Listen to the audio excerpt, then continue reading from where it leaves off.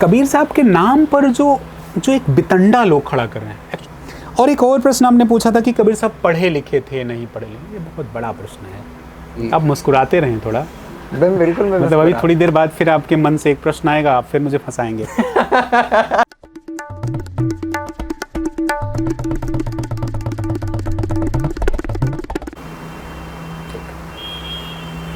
नमस्कार दोस्तों, मैं ऋषभ गुफ्तगू ऋषभ से आप सबके बीच में हाजिर हूँ।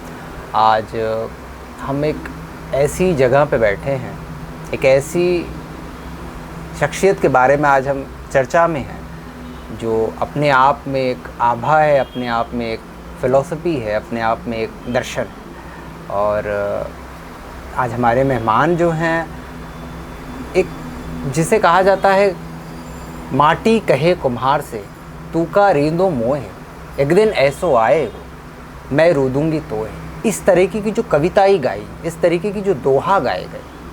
फिर एक और कहते हैं कि यह तन विष की बेलरी गुरु अमृत की खान, यह तन विष की बेलरी गुरु अमृत की खान, शीस दिए गुरु मिले तो भी सस्ता जा। दूसरी ओर गुरु की इतनी अच्छी महिमा करते हैं। तो ऐसी ही आवाज़, ऐसी ही बात, ऐसी ही सोच, ऐसी ही शख्सियत आज हमारे बीच मौजूद है। शायद हम उस दौर के कबीर को नहीं देख पाए, लेकिन आज हमारे साथ जो हैं वो एक कबीर है, उमेश कबीर जी। बहुत बहुत स्वागत है उमेश कबीर जी। नमस्कार, थैंक यू। और चूँकि उमेश जी आश्रम कबीर मठ, जो कि मूल गादी मठ है पूरे हिंदुस्तान में, सबका ये जो कबीर मठ का जो सेंटर है कबीर पंथ का, वो आप वहाँ से ताल्लुक़ है आपका। और आप कबीर पर काफ़ी एक्टिव हैं और बहुत से देश विदेश सेमिनार जैसे बड़े बड़े शहरों में, लंदन जैसे शहरों में आप अपने वक्तव्य, आप कबीर को आप पहुंचाते हैं। बहुत बहुत साधुवाद आप हमारे पास आए। हम कुछ बातें करेंगे कबीर पर। जी बिल्कुल। हम यहीं से बात शुरू करते हैं कि कबीर क्या है। कबीर एक आइडियोलॉजी है या कबीर एक फ़िलॉसफ़ी है या कबीर कोई पंथ है या कबीर कोई धर्म है, क्या है कबीर? बहुत सुंदर बात। सो देखिए, एक बड़ी प्यारी सी साखी है जी, जहाँ कबीर को ही डिफ़ाइन किया गया है। वो है कक्का केवल नाम है, बब्बा बीर शरीर, रर्रा सब में रम रहा ताका नाम कबीर। तो कबीर जो शब्द है वो एक मंत्र भी है, 3 अक्षर से मिल के बना है। और कबीर की अपनी ही साखियों में इसकी पूरी व्याख्या है। कहते हैं क सिर्फ नाम है, जो हमारी बॉडी का एक नाम है, ऋषभ, उमेश, कबीर या कुछ और। दूसरा जो शब्द है ब, बब्बा बीर शरीर। ब जो है वो हमारी बायोलॉजिकल बॉडी है, जो हमारे पेरेंट्स से हमको मिलती है जी।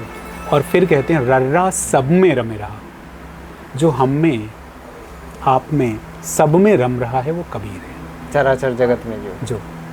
तो अब इस बात की व्याख्या से आप समझ सकते हैं कि कबीर प्रेम है, कबीर सत्य है, कबीर अहिंसा भी है, कबीर हर समस्या का समाधान भी है, कबीर एक बहुत बड़े दार्शनिक हैं, कबीर एक बहुत बड़े कवि हैं जो जीवन की कविता लिखते हैं, कबीर बहुत बड़े धार्मिक हैं लेकिन अधार्मिक भी हैं, क्योंकि कबीर खुद ही इस बात को कहते हैं कि ना मैं धर्मी ना अधर्मी, मैं धर्मी भी नहीं हूँ और अधर्मी भी नहीं हूँ। वाह।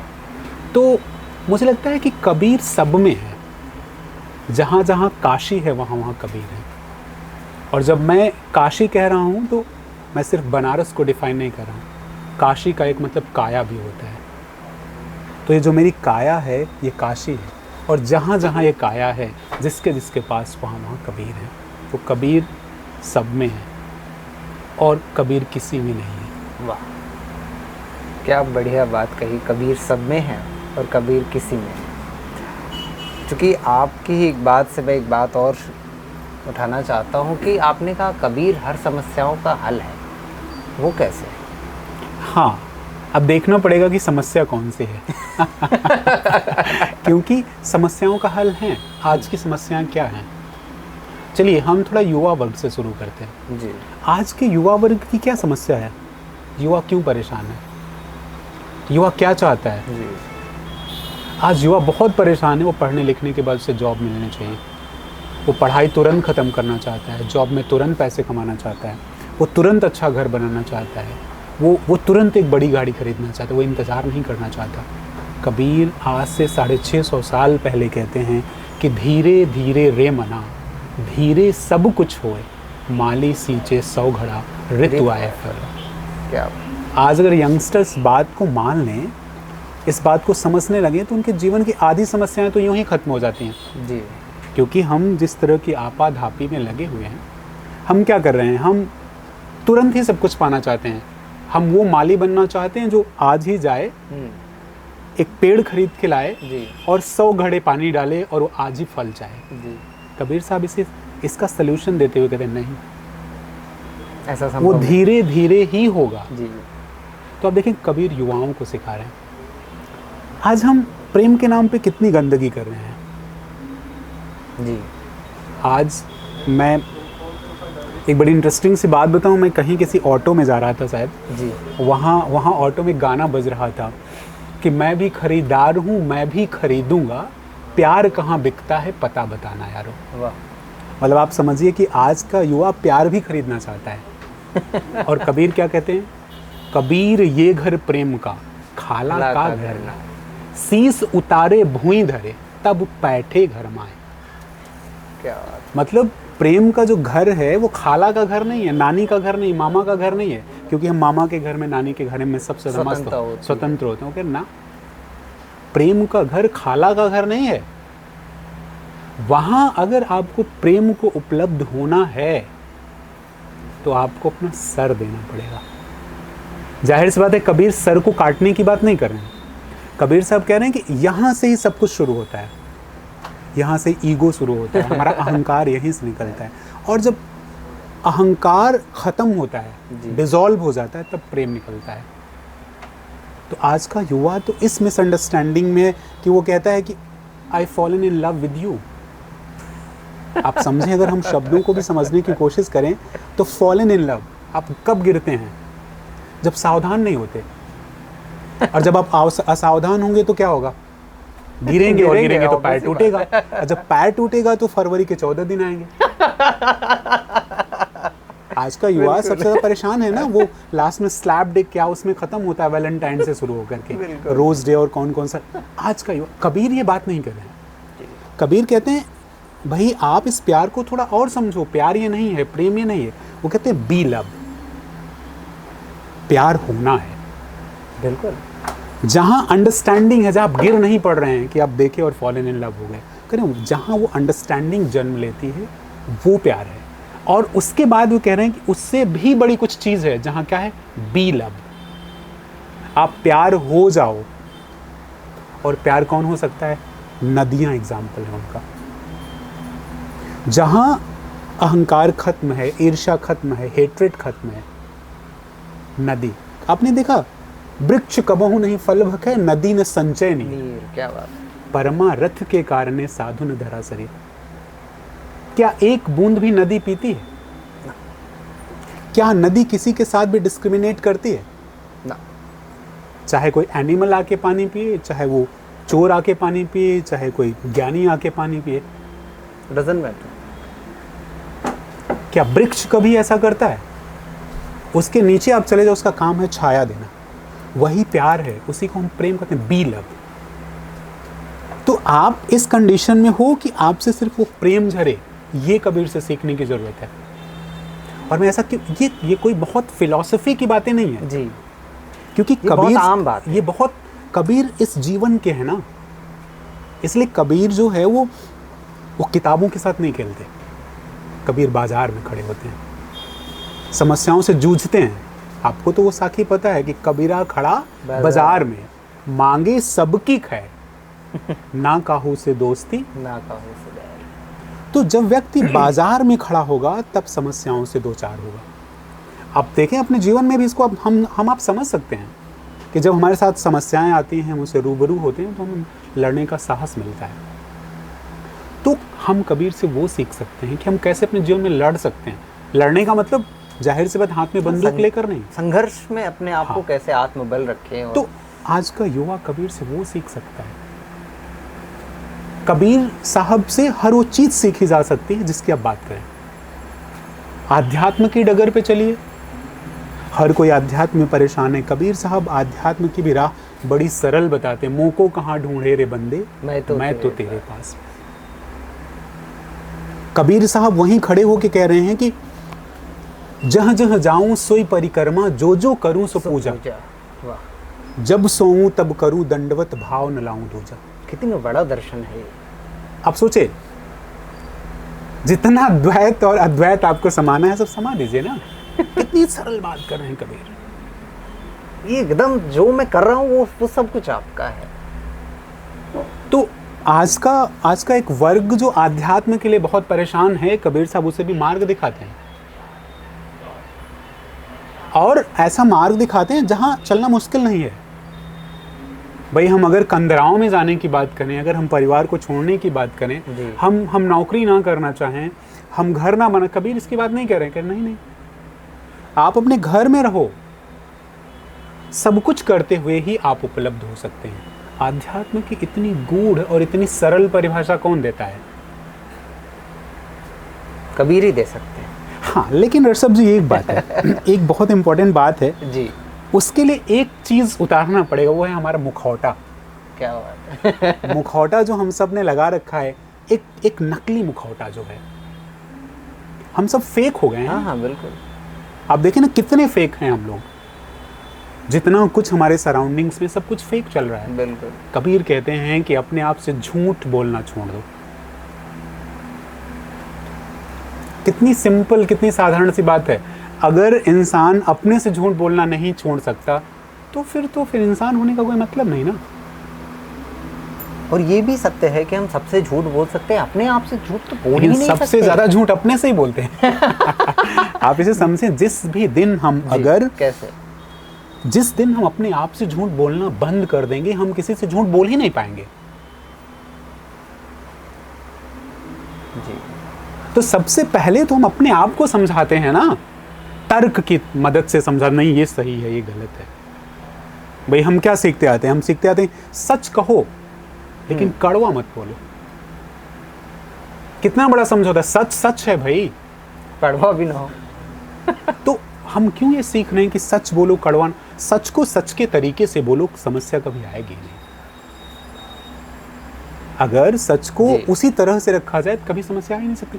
कबीर वो सिखाते हैं। कबीर कहते हैं कि where there is attachment there is no love and where there is a love there is no attachment।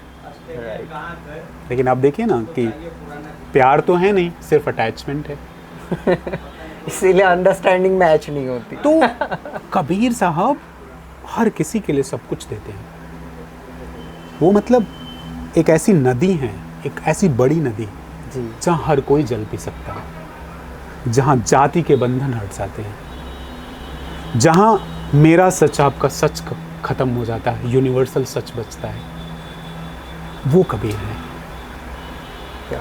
Kabir कोई नाम ही नहीं है, कबीर एक बड़ा मंत्र है हमारे जीवन के लिए। कबीर हमारे जीवन की क्रांति है। कबीर साहब सिर्फ एक व्यक्तित्व तो नहीं है, आज वो सबकी चेतना है।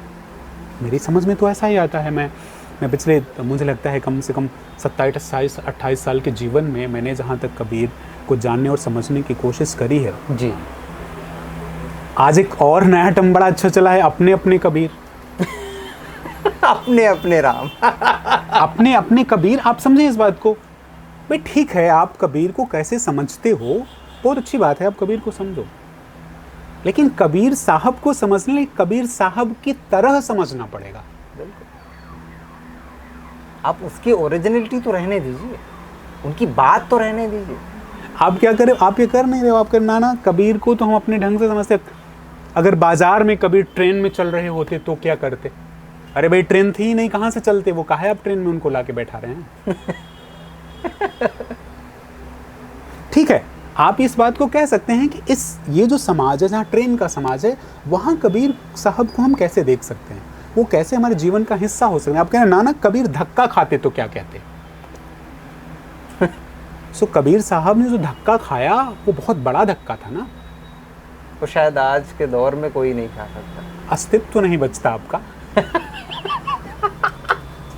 अगर उस धक्के को आप खाते तो आपका अस्तित्व तो नहीं बचता। सिकंदर लोदी जैसे राजा जो है जी, बीरदेव सिंह बघेल जैसा व्यक्ति जो है, कबीर साहब को अपने कोर्ट में बुला लेता है और जो कुछ कर सकता है वो करने की कोशिश करे। आज तो हम पड़ोसी हमसे लड़ जाए तो हम उसका सही उत्तर नहीं दे पाते, सही बात पर अगर लड़ जाए। बिल्कुल, कबीर साहब तो सबको उत्तर दे रहे थे वो तो, और एक सक्षम मार्ग दे रहे थे। मार्ग भी ऐसा वैसा नहीं, सक्षम मार्ग जिस पर चलकर आप जो चाहें वो हासिल कर सकते हैं। तो मेरी तरह से तो कबीर जीवन है। आपकी बात से मुझे एक खुसरो की वो पंक्ति याद आई कि खुसरो दरिया प्रेम का, क्या बात। उल्टी वाकी धार, जो उतरा सो डूब गया, जो डूबा सो पार।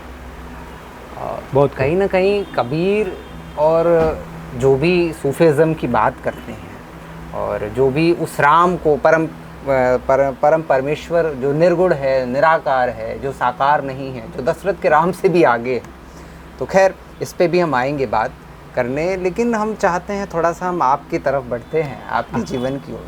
जी, आप चूँकि आप एक आईटी कंपनी से ताल्लुक़ था, आप बढ़िया किसी पद पर थे, उसके बावजूद फिर संन्यास की ओर कूच करना, ऐसा क्या जीवन में हुआ कि जो भरी दुनिया में दिल नहीं लगता, जाने किस चीज़ की कमी है अभी। जिगर मुरादाबादी का शेर है ये।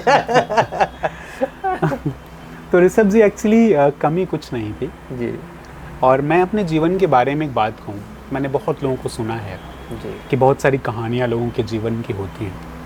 मुझे लगता है कि मेरे लिए सब कुछ सुनिश्चित किया गया था। मतलब मैंने बस एक चीज़ अपने जीवन में रखी, वो था एक्सेप्टेंस। आज भी मैं रखता हूँ। एक्सपेक्टेशन मैंने ख़त्म कर दी है, मैं एक्सेप्टेंस की ओर बढ़ चला हूँ। तो हमने एक्सपेक्टेशन ख़त्म करके एक्सेप्टेंस को अपनाया और मेरे साथ कबीर जीवन में आ गए। अब चूँकि आप वो कहानी जानना चाहते हैं, तो हाँ, मैं एक ऐसे परिवार से संबंध रखता हूँ जिस परिवार के रिचुअल बहुत इम्पोर्टेंट थे। मेरे पिता एक ऐसे व्यक्ति हैं जिनकी शुरुआत ही मंत्रों से होती है जी।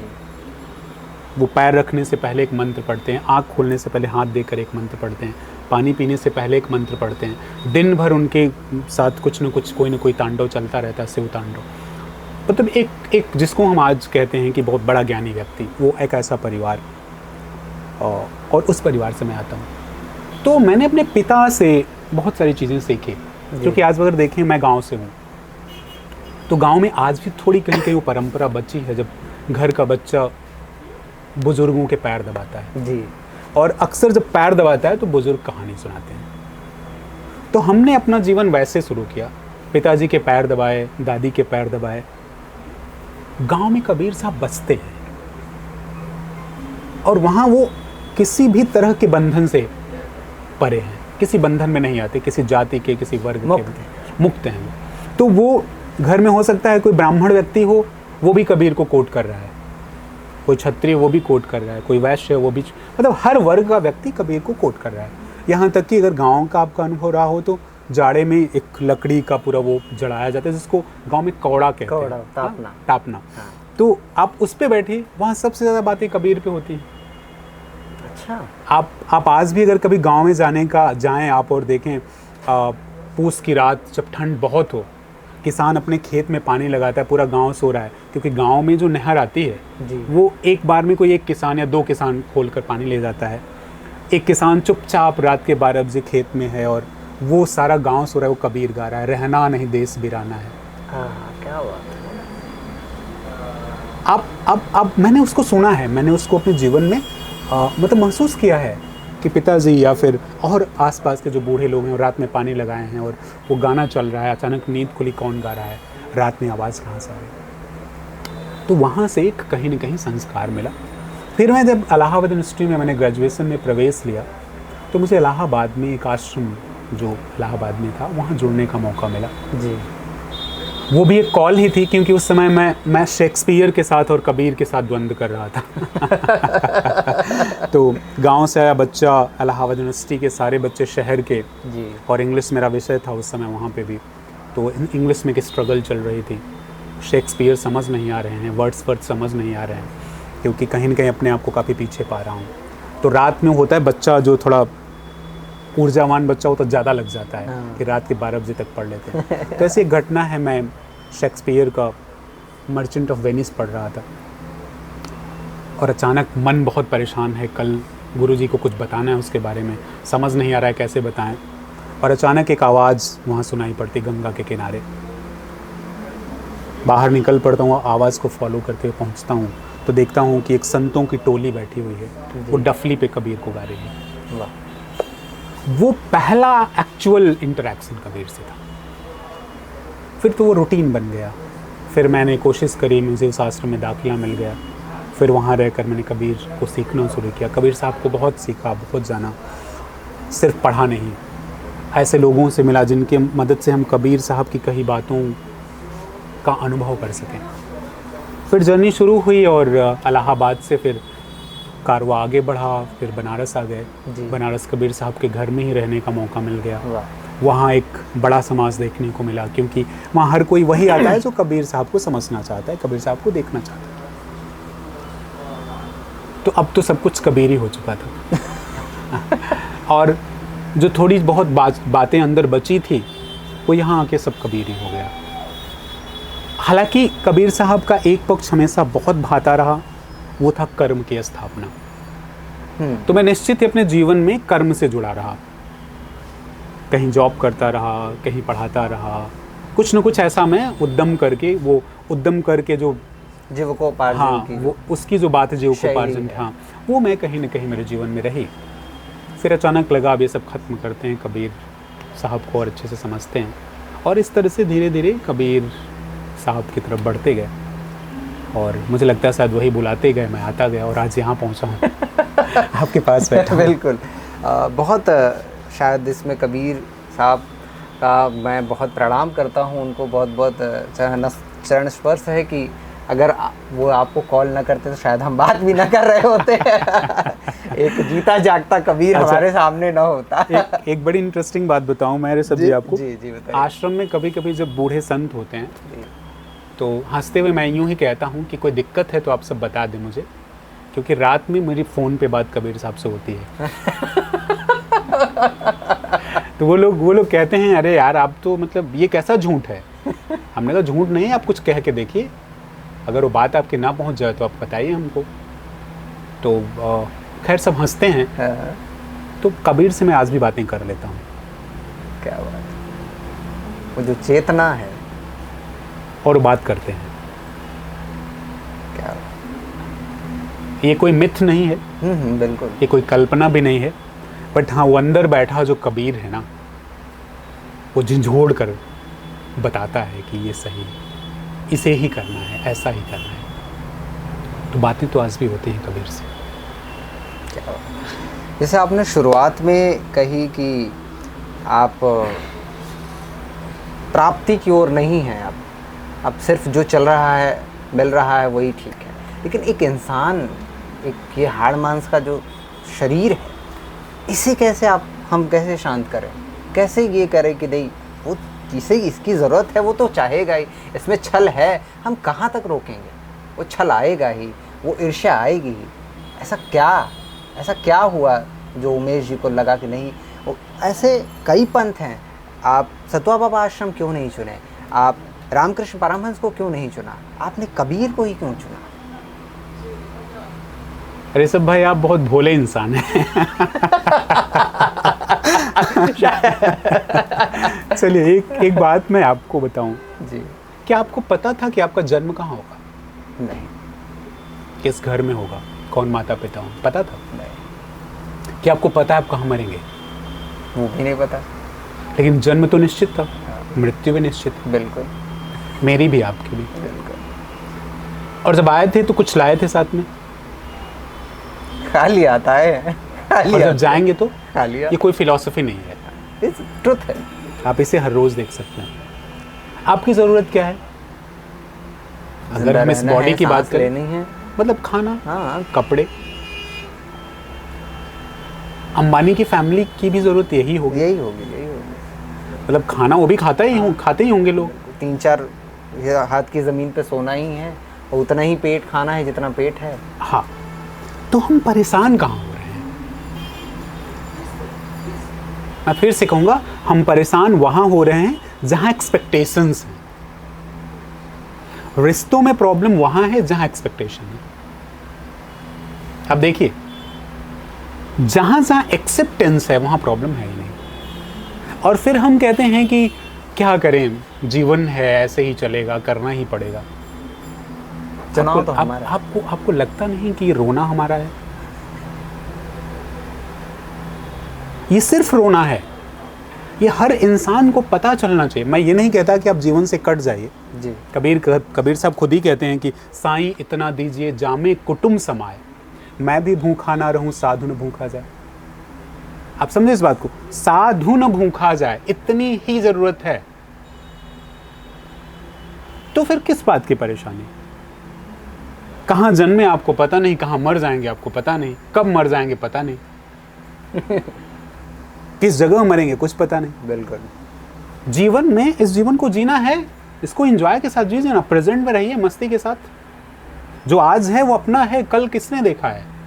आज मैं आपसे बात कर रहा हूं, ये बात मैं फिर कह रहा हूं, ये कोई फिलॉसफी नहीं है, ये जीवन का एक सीधा साधा सच है। और जब हम इस बात को समझते हैं, उसी पल हमारे अंदर से एक्सपेक्टेशंस खत्म होने लगते हैं।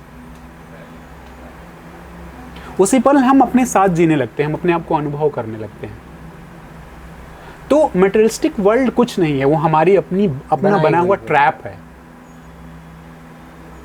एक बड़ी सुंदर सी कहानी कहीं आपने पढ़ी होगी, वो रैट ट्रैप वाली। खैर उस घटना की बाद में जिक्र करेंगे उस घटना को, कि चूहा दानी बेचने वाला कैसे खुद ही उस ट्रैप में फंस जाता है। उसे दिखाई पड़ता है पूरा वर्ल्ड ही ट्रैप है। चूहे को हम क्या करते हैं? चूहे को चीज़ डाल के हम ट्रैप करते हैं। सब कुछ चीज़ ही तो है हमारे सामने वो चीज़ ही तो है, वो मीठी रोटी है। हाँ, बिल्कुल, जो अट्रैक्ट हो। क्या चाहिए आपको? वो सब। और फिर आप ट्रैप में फंसते जाते हैं, फंसते जाते हैं, फंसते जाते हैं। तो हम सब चूहे हैं, ट्रैप में फंसे हुए हैं। तो मटेरियलिस्टिक जैसा जो कॉन्सेप्ट है, सीधी सी बात है, आपने जीवन लिया है, आपको जीवन मिला है, आप जीवन को अच्छे से भैया जियो, मस्ती के साथ जियो, अंदाज में जियो, सब कुछ जो है वो इश्क में जियो, मज़े के साथ जियो। कुछ परेशानी और की बात नहीं है।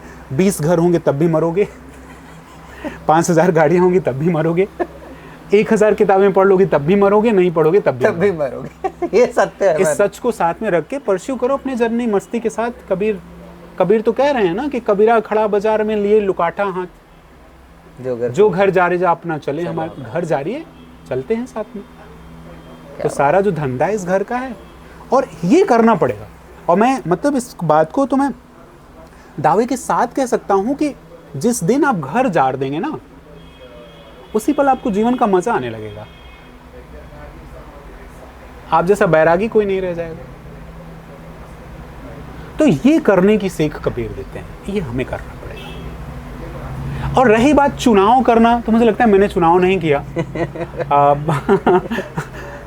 मतलब चुनाव नहीं किया का मतलब ये है कि चुनाव तो किया, जाहिर सी बात है, मैं उन सारी परंपराओं से जुड़ा ही था। लेकिन कबीर साहब के सामने वो कोई भी परंपरा आती नहीं, मुझे तो ऐसा ही लगता है। जहाँ कबीर साहब खड़े होकर के और इस बात को कहें कि ना मैं बंधा ना मैं मुक्ता, सारे बंधनों से मुक्ति, ना मैं कहता ना मैं सुनता। जो कह रहा है वो भी वही, जो सुन रहा है वो भी वही। ना मैं स्वर्ग लोक को जाता, ना ही नरक सिधारे हो, सब ही कर्म हमारा किया, हम कर्मंते न्यारे हो। बात इतने सरल अंदाज में जब कबीर साहब कह रहे हैं तो और कहीं जाने की आवश्यकता ही नहीं पड़ी। तो यहाँ से कबीर की और जो चुभा यहाँ ना, वो निकल नहीं पाया एक्चुअली या यूं भी कह सकते हैं कि निकालने की कोशिश ही नहीं करी। लगा वो और गहरा चुभना चाहिए अंदर। वो जो कबीर से इश्क है, वो जो कबीर से प्रेम है ना जी, वो बहुत गहरा होता गया। फिर कबीर साहब ने हमको नहीं छोड़ा, हम उनको नहीं छोड़ रहे बहुत सुंदर। शायद अच्छा है ये आगे भी न छोड़े बहुत सी चीज़ें, क्योंकि संगत से ही बहुत सी चीज़ें निकलती हैं। जी। कबीर और आपका जो सहयोग संगत है वो और भी चीज़ों को दुनिया के आगे देगा। मैं ये चाहता हूँ कि आप इस पे कुछ दृष्टि करें, टिप्पणी करें कि कबीर साहब आजीवन मठ और मंदिर, आडंबर, जप, तप, इन सब का विरोध करते रहे। उपवास और तमाम तरह की चीज़ें, 5 वक्त की नमाज और ये सारी चीज़ों का उन्होंने विरोध किया है। लेकिन उनके बाद आज मठ, वो मठ की जो परंपरा, वो गद्दी, वो पद की वो एक होड़, वो चेला और शिष्य वाला, ये क्यों ऐसा? इस पे आप क्या विचार रखते हैं? आप बहुत फंसाते हैं ऋषभ। नहीं, फंसा नहीं। आप जो है अपनी बातों में बहुत अच्छे से ट्रैप करते हैं भाई, ये गलत बात है। नहीं सीधा साधा आदमी, आप मुझे फंसा रहे हैं। अच्छा,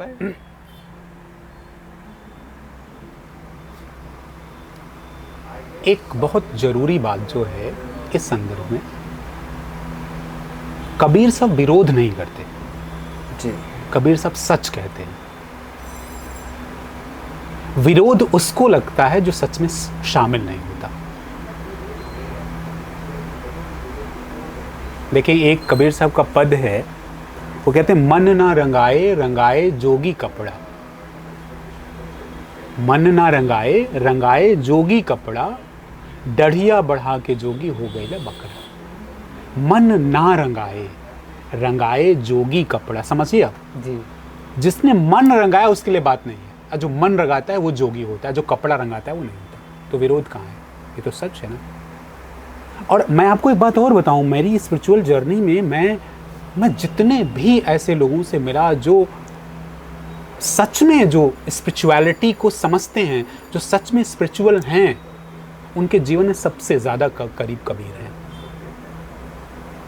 हाँ, जिसने बना रखा है बाह्य आवरण, जो अंदर से नहीं रंगा है, उसे कबीर बुरे लगते हैं, उसे कबीर विरोध करते हुए लगते हैं। कबीर विरोध नहीं कर रहे। पोथी पढ़ पढ़ जग मुआ, पंडित भयानक होए, ढाई आखर प्रेम का पढ़े सो पंडित होए। अगर आपसे ही मैं पूछूं पंडित कौन, किसको आप तवज्जो देंगे? एक ऐसा व्यक्ति जो हर बार एक श्लोक बोलता हो, हर बार कोई एक बात बोलता हो, उसके जीवन में ना हो, या उस व्यक्ति को जिसमें प्रेम उतर आया हो। आप कहाँ जाएंगे? जहाँ सिर्फ आपको इन्फॉर्मेशन मिल रही हो या जहाँ प्रेम मिल रहा हो? जहाँ प्रेम। कबीर साहब इस बात को कह रहे हैं। और दूसरी एक बहुत इंपॉर्टेंट बात कबीर साहब कहते हैं, O dear brother, why you are unable to understand the actual meaning of love? You are thinking that if you are just going to read so many books, then you will be able to understand the love. You will not understand that love through books. You need to imbibe it. You need to merge into it. Then only you will understand the love.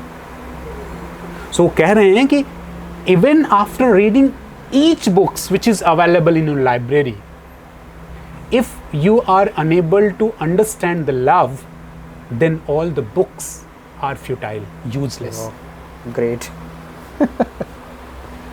तो कबीर साहब इसकी बात कर रहे हैं। यहाँ कहाँ कबीर विरोध कर रहे हैं? और अगर कबीर साहब ये कह रहे हैं कि काकर पाथर जोरी के मस्जिद लई चनाए, ताचड़ी मुल्ला बांग दे का बहिरा हुआ खुदाए जी, तो मुझे बताए ना कोई।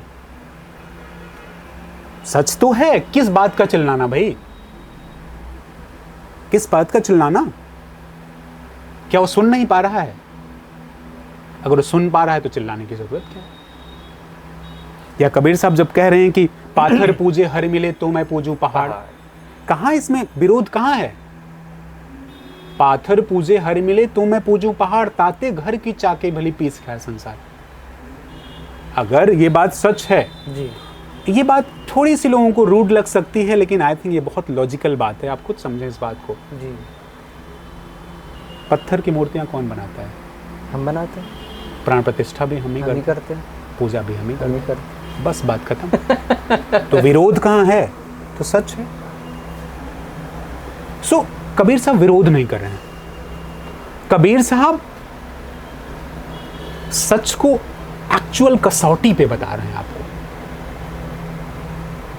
आप सारे शास्त्र पढ़ डालिए, सब कुछ पढ़ डालिए, अंत में आपको समझ में यही आता है कि सबसे टॉप वही राम है जो कबीर बात कर रहे हैं, जिसके निर्गुण राम। और इसकी बात सब करते हैं। आचार्य शंकराचार्य भी इसकी बात कर रहे हैं, रामानुज भी इसकी बात कर रहे हैं। विरोध नहीं है, समझ का फेर है। और एक बात और जी, कबीर साहब के नाम पर जो एक बितंडा लोग खड़ा कर रहे हैं, एक्चुअली मैं इसको ऐसे कहूँगा कि कबीर साहब को भुनाने की कोशिश। आज हर आदमी गिटार लेके कबीर गा रहा है।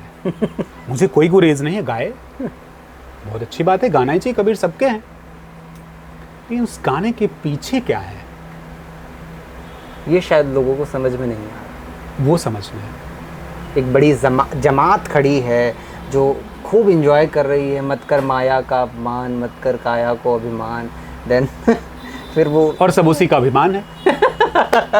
किसी प्रोग्राम में जाने से पहले आपको 5 लाख 10 लाख 20 लाख चाहिए।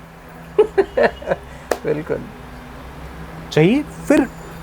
फिर तो आप अधिकारी ही नहीं है ना कबीर को गाने के, कबीर को कहने के। मैं तो ऐसे कहता हूँ, सीधी सीधी बात। तो एक तरह से आज का जो समाज है वो कबीर साहब को भुनाने की कोशिश कर रहा है। उसे पता है कबीर एक नाम है, कहीं विरोध में बोलना है कबीर को बोल के निकल जाओ। हमें इस बात को भी देखना पड़ेगा कि कबीर कहाँ तक और कितने, क्योंकि कबीर साहब के बाद एक दूसरा और भी कबीर जुड़ जाता है, जो आपका अपना कबीर है, जो आपके अपने इंटरप्रिटेशंस हैं, जो आपकी अपनी परिभाषा हैं, और फिर आप कबीर साहब को पल्यूट करने लगते हैं। तो मैं फिर कहूँगा, कबीर विरोध नहीं करते, कबीर सच कहते हैं। बहुत सुंदर। कबीर विरोध नहीं करते, कबीर सच कहते हैं। तो बात अगर सच की है तो सच से एक और सवाल मेरे जहन में कौंधता है कि आप मुस्कुराते रहें थोड़ा। बिल्कुल, मैं मतलब अभी थोड़ी देर बाद फिर आपके मन से एक प्रश्न आएगा, आप फिर मुझे फंसाएंगे। नहीं, फंसाने की कोशिश नहीं। आप चूंकि मैं जानता मतलब आप बहुत शानदार हैं, मुझे पता है। लेकिन आप जो है वो शब्दों का ऐसा जाल बिछाते हैं, मेरे जैसा साधारण आदमी फंस जाएगा। ये आपकी बड़कपन है। आप मेरे सामने जीता जागता कबीर आया। बहुत अजीज हैं आप, इसलिए मजाक कर ले रहा हूँ मैं, बुरा मत मानिएगा। नहीं, बिल्कुल आपको हक है। खैर, तो जो मौलिकता की बात कही गई, जो सच्चाई की बात कही गई कि कबीर तो कहा जाता है ये पढ़े लिखे नहीं थे। चलो ठीक है, मानता हूँ पढ़े लिखे नहीं थे, तो अच्छा चेतना की समझ से इतनी बातें कह गए, चलो कह गए। तो इनके एक शिष्य हुए धर्मदास जी, उन्होंने उनकी लेखनी लिखी, उनके कविताई को लिखा, उनके दोहे को लिखा, और फिर कहीं कहीं ये भी पढ़ने को मिलता है कि कबीर की कुछ रचनाएं कबीर की नहीं हैं, उनके कबीर पंथियों ने उनको बनाते हुए अपनी बातें जोड़ दी। ये कहाँ तक सटीक है, कि कहाँ तक इसमें सार्थकता है? देखिए, जितनी पंथ और परंपराएं हैं जी, इस बात से तो हम इनकार नहीं कर सकते कि उस पंथ और परंपरा के जो कुछ ऐसे व्यक्तित्व रहे हैं कबीर साहब जैसे, अलग अलग परंपरा में अलग अलग लोग हैं। हर बार हमारे भारत की एक परंपरा है कि हम अपने उन महापुरुषों को बहुत महिमा मंडित करते हैं, और महिमा मंडित करते करते हम सच से कब हट जाते हैं हमें पता नहीं चलता। उनका जो वास्तविक स्वरूप है उससे हम कब हट जाते हैं ये पता नहीं चलता। तो निश्चित ही कबीर साहब के साथ भी ऐसा हुआ है। भाई गगन मंडल से उतरे, ये सब कुछ इसके पीछे की कहानी हमें समझनी पड़ेगी, क्योंकि आप जानते हैं हमारे यहाँ जो है गान की परंपरा रही है, हमारे यहाँ कहानियों की परंपरा रही है जी। तो हम कई बार महिमा मंडन के चक्कर में वास्तविकता से हट जाते हैं।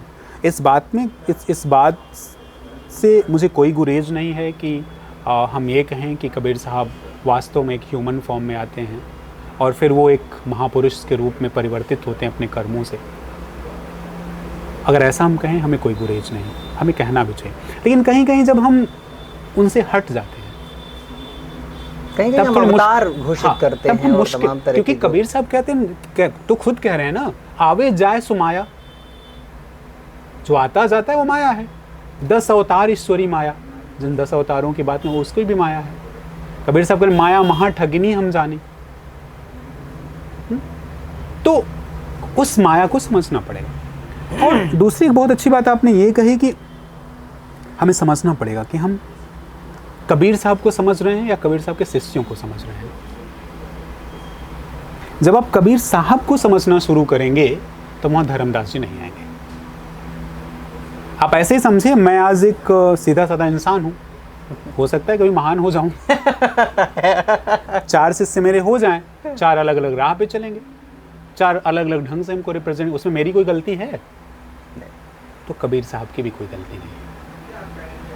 धर्मदास जी की परंपरा में धर्मदास जी जिस तरह की बातें कर रहे हैं उससे कबीर साहब को कोई लेना देना नहीं है।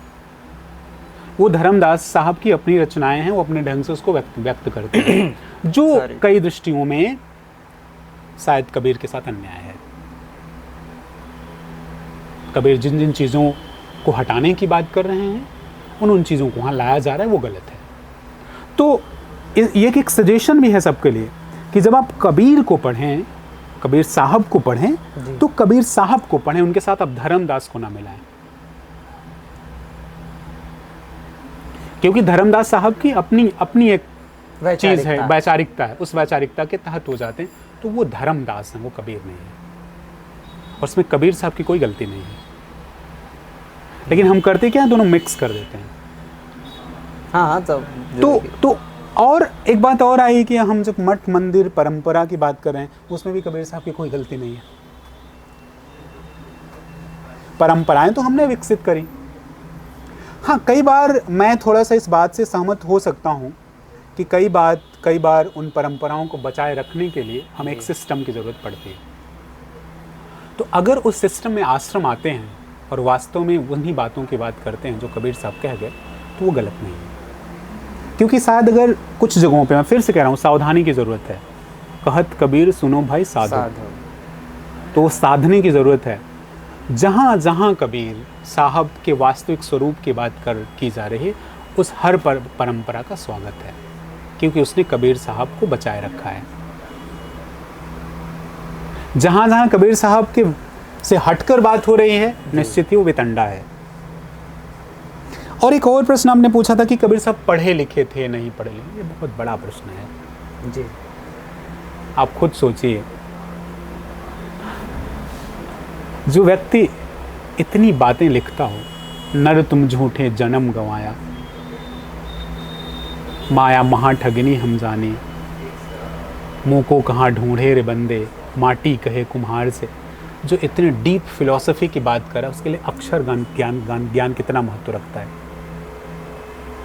मैं कह रहा हूँ, आप इस बात को आजमा लीजिए, 1 महीने में अक्षर किसी लैंग्वेज को सीखा जा सकता है। तो अगर आपका प्रश्न ये है कि उन्हें लिखना पढ़ना नहीं आता था जी, तो मुझे लगता है ये इररिलेवेंट है, क्योंकि बहुत छोटी चीज़ है एक ऐसे व्यक्ति के लिए जो जीवन की सारे पजल सुलझा देता हो। उसके लिए लिखना पढ़ना कितनी बड़ी बात हो सकती है, मुझे नहीं लगता ये। अच्छा, दूसरी बात, कबीर साहब को जब हम ये कहते हैं कि अनपढ़ थे, तो हम अक्सर एक साखी कहते हैं कि मसी कागज छुयो नहीं, कलम गयो नहीं हाथ। अक्सर ये लोग कहते हैं कि कबीर खुद ही कहते हैं कि मैंने कागज कलम छुआ ही नहीं। तो आप क्यों भूल जाते हैं कि कबीर इस बात को भी तो कह रहे हैं कि 7 समुद्र का मसी करूं, कागज सब बन रहा है। 7 समुद्र की मशक उसकी स्याही बना दूं, और जितने जंगल है काट कलम बना दूं, गुरु गुण लिखा न जाए। तो यहाँ तो लिखने की बात हो रही है। तो ये कबीर साहब का पूरा ज्ञान 34 क अक्षर से लेकर ग अक्षर तक हर शब्द पर है। तो देखिए, इस बात को मैं इस तरह से देखता हूं कि कबीर साहब के लिए अक्षर ज्ञान का कोई मतलब नहीं था, और ज्ञान के लिए अक्षर ज्ञान की कोई ज़रूरत भी नहीं है। और इस बात से कि कबीर साहब पढ़े थे कि नहीं पढ़े थे, ये बात बिना मतलब की है मेरी दृष्टि से। मतलब ये समय के साथ किंवदंतियां जुड़ती गई उनके साथ, ये आज तक परंपरा उनके साथ चली आ रही है। अन्याय है, और यूनिवर्सिटी के लोगों ने बहुत अन्याय किया है। हाँ, और क्या, परंपरा से उनका कोई संबंध है नहीं, वो बस ठीक है। तो फाका बस्ती एक फक्कड़ है, वो सूफिज्म है, वो उसकी बात करता है। तो कबीर साहब महापुरुष थे, उन्होंने जो किया है भैया वो बड़े बड़े, और नहीं पढ़े लिखे तो काहे एक साखी पे अपना सर का मतलब खपा रहे हो भैया, मत पढ़ो ना कबीर को। आज उस पर PhD हो रही है। 50 किताबें लाइब्रेरी में अवेलेबल हैं कबीर साहब पर, कोई कुछ लिख रहा है, कोई क्यों भैया मतलब फिर तो आप उस अनपढ़ इंसान से गए गुजरे हैं। एक अनपढ़ इंसान पे आप किताबों पे किताबें लिखते जा रहे हैं, एक अनपढ़ आदमी पे आप तमाम टॉक शो करते जा रहे हैं, आप एक अनपढ़ आदमी से सारे ज्ञानी बैठ के अनपढ़ आदमी को सुन रहे हैं, तो आप तो फिर ज़्यादा बड़े अनपढ़ मूर्ख हुए मेरे शब्द में। बिल्कुल। और फिर आप वहीं बैठे, कबीर साहब तो पढ़े लिखे नहीं थे। समझना पड़ेगा इसको। और ये सब जी मैं एक और बात आपको बताऊं, कबीर साहब के हर साखी, हर पद के पीछे कोई ना कोई कहानी है। कबीर साहब बाजार में खड़े हैं ना जी, तो बाजार में गुजरता हुआ बच्चा, उसकी भी तो प्रॉब्लम हो सकती है। आप सपोज करें कबीर साहब उस बच्चे से बात कर रहे हैं, थोड़ी देर बाद एक युवा आता है उससे बात कर रहे हैं, एक ज्ञानी आता है उससे बात कर रहे हैं, एक बेवकूफ़ आता है उससे भी बात कर रहे हैं। ज्ञानी की बात बच्चे के साथ, बच्चे की बात मूर्ख के साथ, मूर्ख की बात बुद्धिमान के साथ अगर आप रख देते हैं तो आप कबीर को कभी नहीं समझ सकते।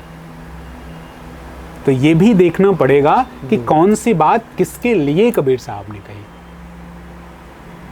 अगर ये बात समझ आ गई तो हम कबीर साहब को कभी कटघरे में नहीं खड़ा करेंगे। हम इस बात को समझेंगे कि कबीर साहब किसके लिए कह रहे हैं, मीठा सबसे बोलिए सुख उपजे चहुओर, वशीकरण यह मंत्र है तजिदे वचन कठोर। क्या बात। ये जीवन का पाठ कबीर साहब किसको पढ़ा रहे हैं।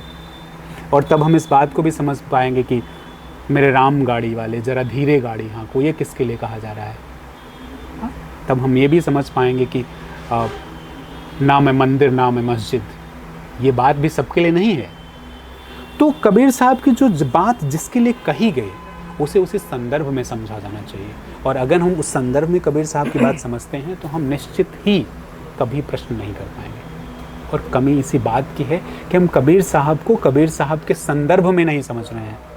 जो कहना चाहते थे, जिसके लिए कहना चाह रहे थे, हमने कौड़ियाँ अदल बदल कर दी हैं और फिर हम जो है उसी पे एनालिसिस करने पे लगे हैं। तो गोटियाँ सही बैठानी पड़ेंगी, फिर आपको कबीर साहब सब कुछ लगने लगेंगे, फिर आप विरोध आपको नहीं लगेगा, फिर सच लगेगा। क्या बात, कितना ये गूढ़ बात एक कबीर ही कह सकता है कि कबीर को कबीर ही रहने दो।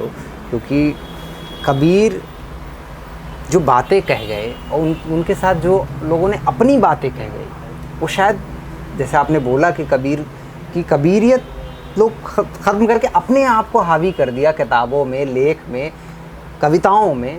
तो ये उनके साथ वाकई बहुत बड़ी जाती ही है और इसका भरपाई आज क्या ही भुगत देगा समाज, लेकिन भुगत रहा है।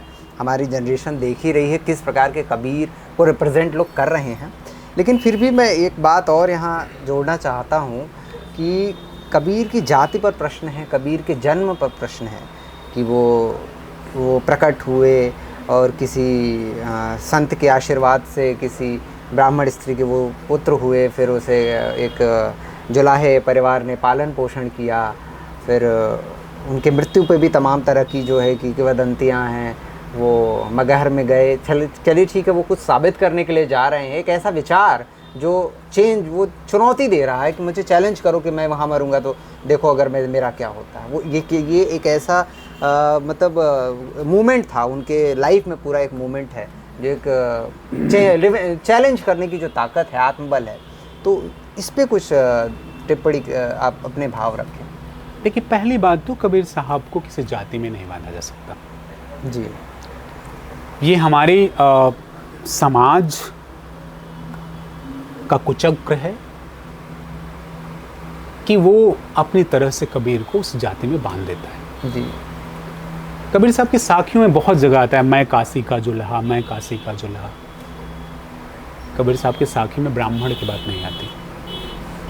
चलिए अब थोड़ा सा उस तरफ भी चलते हैं। कबीर साहब की कहानी में बहुत सारे आदरणीयों ने बहुत कुछ लिखा है।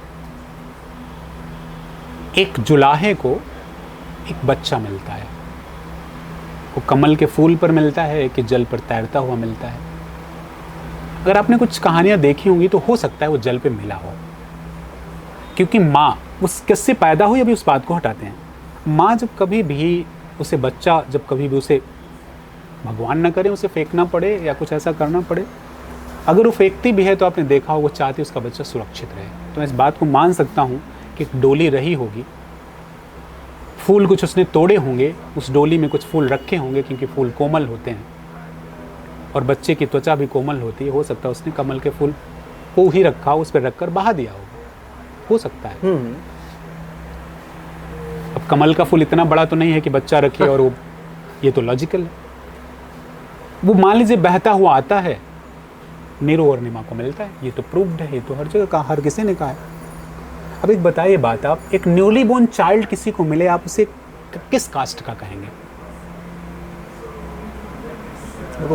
एक बच्चा है, मुझे जहां तक पता है नवजात शिशु का कोई संस्कार भी नहीं होता तुरंत, बच्चे इंसान का बच्चा है।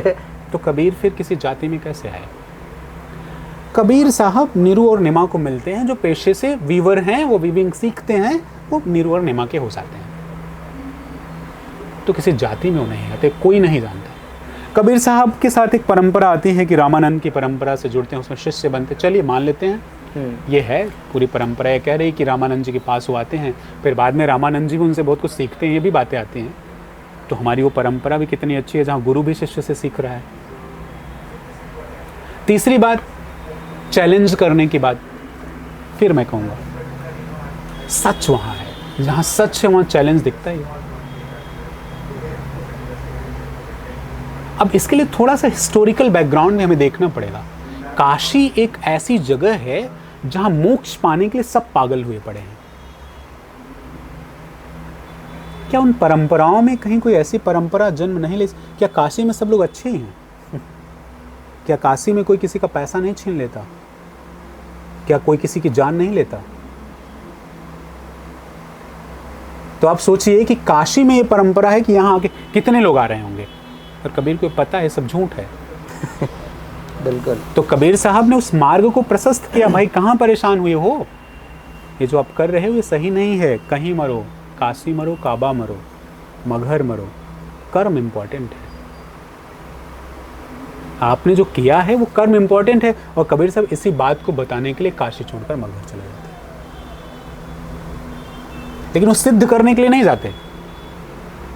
आज तो हम ये कह रहे हैं कि कबीर सिद्ध करने कर रहे हैं, वो कह रहे हैं ये सच है, इसे देख लो भैया, मैं जा रहा हूं, you don't have that power to go there, that's why I am going.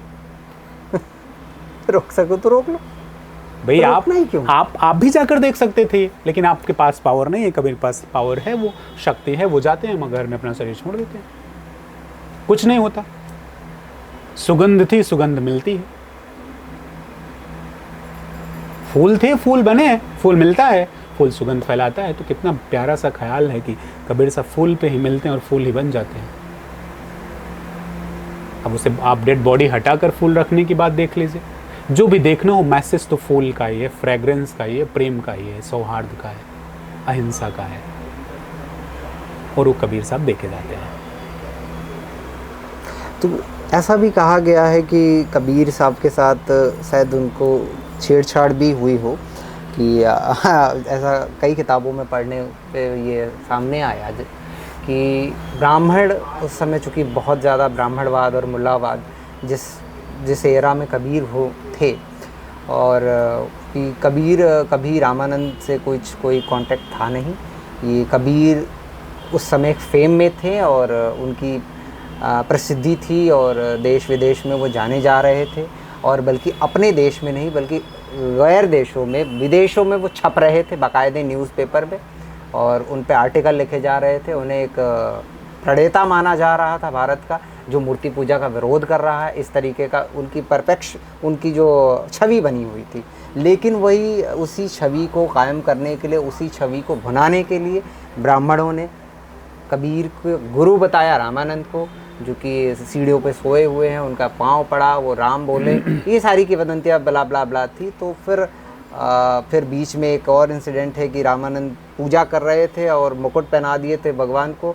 फिर ये हुआ कि अब मुकुट उतारेंगे तो अपमान होगा, तो उन्होंने हार पहनाने की, तो बाहर से आवाज़ आई कि हार के गांठ को तोड़ो, ऐसे पहना दो। तो फिर उन्होंने बाहर आके देखा कि कौन बोल रहा है, तो कबीर, तो उन्होंने कहा थैंक यू, तुम तो हमसे बड़े भी गुरु हो। तो ये क्या है, ये किंवदंतियाँ, आप इस पे क्या विचार रखते हैं? नहीं देखिए, किंवदंतियों के बारे में बहुत कुछ नहीं कहा जा सकता ऋषभ जी, क्योंकि किंवदंतियाँ ही हैं, उनके पीछे का सच जो है वो प्रूफ करना बहुत मुश्किल है जी, लेकिन उससे संदर्भ देखे जा सकते हैं जी। जाहिर सी बात है, कबीर काशी में है और काशी विद्वानों की नगरी है जी, जहाँ तुलसीदास जी को भी मार के भगाया जाता है उनका भी निरादर होता है, मेरे कहने का मतलब। जी जी। तो जाहिर सी बात है, कबीर जैसा बेबाक इंसान जो सच कह रहा है, वो बहुत विरोधी होंगे उसके, कोई दो राय नहीं इसमें। और विरोधी हमेशा विद्वान करता है और उसी विद्वान को हम ब्राह्मण कहते हैं। मेरे हिसाब से ब्राह्मण का मतलब जाति से नहीं है। हर वो व्यक्ति आप मेरे लिए ब्राह्मण है, विद्वान है। मैं कहीं पढ़ रहा था, मैं आपको ये तो नहीं बता सकता मैं कहाँ पढ़ रहा था, बड़ी सुंदर सी कहानी थी। कोई एक ऋषि हैं, आई थिंक वेद में ही कहीं है, मैं बहुत श्योर नहीं हूँ, लेकिन मैंने कहीं पढ़ा इसको। वो ऋषि कहते हैं कि मैं शिक्षा देने का काम करता हूँ, इसलिए मैं ब्राह्मण हूँ। मेरा भाई सेना में है, वो क्षत्रिय है। मेरे पिता व्यापार करते हैं, इसलिए वो वैश्य है। मेरी माँ पढ़ी लिखी नहीं है, छोटा काम करती हैं, घरों में काम करती है, इसलिए वो शूद्र है। तो एक ही घर, ये घर में यहाँ ब्राह्मण भी है, क्षत्रिय भी है, वैश्य भी शूद्र। और कबीर साहब के यहाँ इस बात की तो कोई बात ही नहीं है। कबीर साहब के वास्तविक सूत्रों में किसी भी तरह का डिस्क्रिमिनेशन स्वीकार्य ही नहीं है। तो वो मुल्ला की नहीं, मुल्लापन की वो जो है खंडित कर रहे हैं, वो पंडित को नहीं। वो जो वहाँ रिचुअल्स आ गए हैं जो सही नहीं है, उनको वो खंडित कर रहे हैं। उनका विरोध किसी पंडित से नहीं, किसी मुल्ला से नहीं है, क्योंकि उनका धर्म ही ह्यूमैनिटी का धर्म है, मानवता का धर्म है, तो वो भी तो मानव है। बिल्कुल। लेकिन वहाँ जो वो छद्म बना हुआ है, जो बुरा बना हुआ है, जो सच नहीं है, कबीर उस पर प्रहार करते हैं और हर कबीर को उस पर प्रहार करना चाहिए। तो निश्चित ही कबीर साहब के बारे में बहुत सी घटनाएं ऐसी हैं जो सच नहीं है, लेकिन कहानियां बनाई गई। काशी जैसी जगह में उनका विरोध हुआ और जाहिर सी बात है, जो प्रबल लोग थे वो यही थे। भाई धर्म का सबसे बड़ा जो ठेकेदार था वो ये विद्वान वर्ग था, जिसे आप ब्राह्मण कह रहे हैं। उधर मुल्ला वर्ग था, जिसे आप मुल्ला कह रहे हैं। तो उन्होंने विरोध किया। भाई आज हमारी छवि पे संकट आए तो हम तहस नहस करने पे आ जाते हैं, तो वो तो आए ही होंगे। भाई यही कारण है सिकंदर लोधी 52 कसनी कसता है, कबीर पे हर अस्त्र आजमाता है जी, कुछ नहीं होता। और नाभादास जी ने इसके बारे में बाकायदा लिखा है। तो ऐसा भी नहीं कि कबीर साहब ने लिखा है, नाभादास जी ने इसे पूरा लिखा हुआ है। तो समकालीन संतों ने लिखा है, इसका मतलब बातें तो थी। तो कबीर का विरोध हुआ, कबीर के साथ छद्म भी हुआ। कबीर साहब की बहुत सारी रचनाएं फेक करने की कोशिश की गई, लोगों ने अपने से उसे रचा। मुझे नहीं पता कि ये बात कितनी रेलेवेंट होगी, लेकिन मुझे लगता है जब मैं आश्रम में आया था उसके 7-8 साल पहले, मुझे आज भी याद है, मेरे आश्रम में कोई लेडी आती थी, वो कवित्री थी जी। एक दिन वो चूँकि आती थी तो चर्चा होती थी, तो एक दिन वो कुछ ऐसे साखियाँ लिख के ले आई और वो मेरे साथ बैठकर उनको साझा करने लगी। ये देखिए, तो 2-3-4 साखियाँ तो जो कबीर की थी, जो मैंने पढ़ी थी, क्योंकि कबीर को मैंने काफ़ी पढ़ने की, समझने की कोशिश करी है। फिर अचानक से 2 साखियाँ उन्होंने और बोली और सब में कबीर की छाप थी। तो मैं कंफ्यूज हो गया, क्योंकि मैंने उसे कहीं नहीं पढ़ा था अभी तक। तो मैंने उनसे कहा, उन्होंने मेरा चेहरा देखा कि क्या हुआ। तो मुझे लगा, मैंने कहा कि मैंने ये साखी तो कहीं देखी नहीं, इस तरह की कोई साखी कबीर की कहीं मैंने तो नहीं पढ़ी, आपको कहाँ से मिल गई? उन्होंने मुस्कुराते हुए कहा, देखिए आपको कबीर लग रहा है ना? कहा लग तो रहा है, प्राइमा फेसी मतलब तो लग ही रहा है। बोले मैंने रचा है। ऋषभ जी, मैंने उनसे हाथ जोड़ा, हमने कहा आपने रचा है, बहुत सुंदर है ये, बहुत उत्कृष्ट है ये, लेकिन इसे कबीर शब्द हटा दीजिए, क्योंकि कबीर का नहीं है। तो ये तो मैंने इसका साक्षात्कार अपने जीवन में। तो कबीर के चारों तरफ ऐसे, इसीलिए तो हमें सावधान होना है ना, सचेत होना। इसीलिए हमें सचेत होना है। जब हम कबीर साहब को समझ रहे हैं तो हमें सचेत होना है, हमें देखना है, हमें समझना है कि क्या सच है। वाह। और वाकई ही कबीर के साथ मतलब एक पूरी जमात है किंवदंतियों की, और हर एक चीज़ पर, हर एक उनके रहने, उनके खाने, उनके पारिवारिक जीवन, उनके बच्चे, उनकी पत्नियां, उन्होंने स्त्रियों का अपमान किया। और ये कैसे संभव है जिन्होंने लोई को अपना लिया, एक ऐसी स्त्री को अपनाया जैसे आजीवन एक संत के भरोसे छोड़ गए, वो संत भी शायद ब्रह्मलीन हो गए, जिसने उस स्त्री को अपनाया और उससे कहा गया वो स्त्री विरोधी है और तमाम तरह की ऐसे कई किताबों में जिक्र आया, चूँकि मैं किताब का नाम नहीं लूँगा। और सो मतलब स्त्री विरोधी कैसे हो सकता है वो व्यक्ति?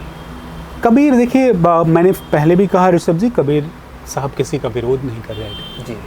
और स्त्रियों की जहाँ तक बात आती है, मैं उसे सिरे से खारिज करता हूँ जी कि कबीर साहब ऐसा कुछ कह सकते हैं, क्योंकि कबीर साहब अगर आध्यात्म के उस उच्चतम शिखर पर पहुँचते हैं तो दुल्हन बन जाते हैं।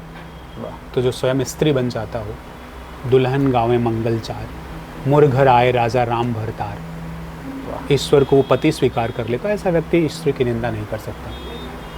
जो ये व्यक्ति कहता हो कि नारी निंदा ना करो, नारी रतन धन खान, नारी से पैदा हुए ध्रुव प्रहलाद, तो वो कैसे निंदा कर सकता है? तो निश्चित ही वो फेक है। और मैं तो कहता हूँ कि जब व्यक्ति जो है अध्यात्म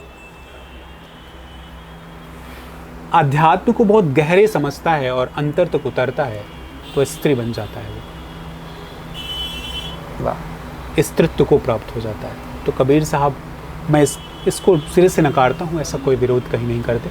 ये हमारी आपकी देन है, हमारे आपके जहन की बात है कि हम कह रहे हैं कि कबीर विरोध करें। एक्चुअली हमारे कहीं ना कहीं हमारे मन में जहर भरा हुआ है, अपने जहर को कबीर की मदद से उगल रहे हैं, हम वही कर रहे हैं और कुछ नहीं है। कबीर साहब के यहाँ कोई स्त्री कोई पुरुष नहीं है।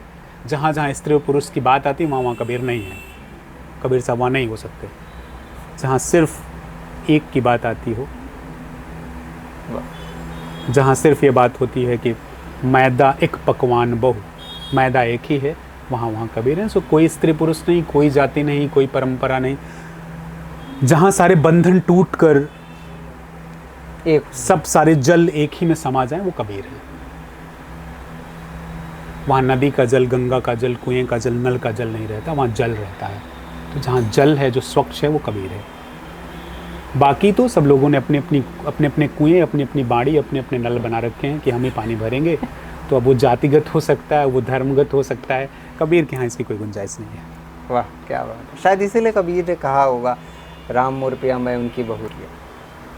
देखें कितनी बड़ी बात, पिया बहुरिया, यहाँ भी स्त्री बन गई कबीर साहब। तो निश्चित वो स्त्री का कहीं विरोध नहीं है।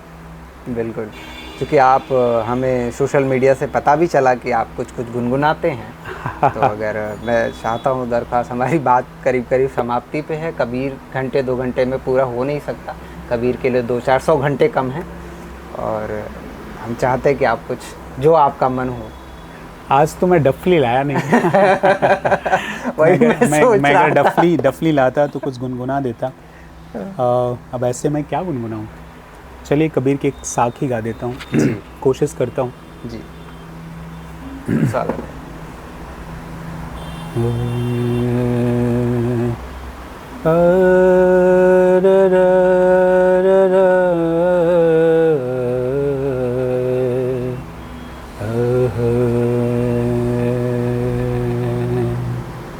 माया मरी न मन मरा,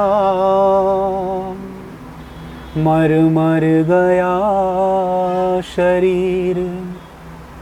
माया मरी न मन मरा, मर मर गया शरीर। आशा तृष्णा ना मरी, कह गए दास कबीर, कह गए दास कबीर। माया माया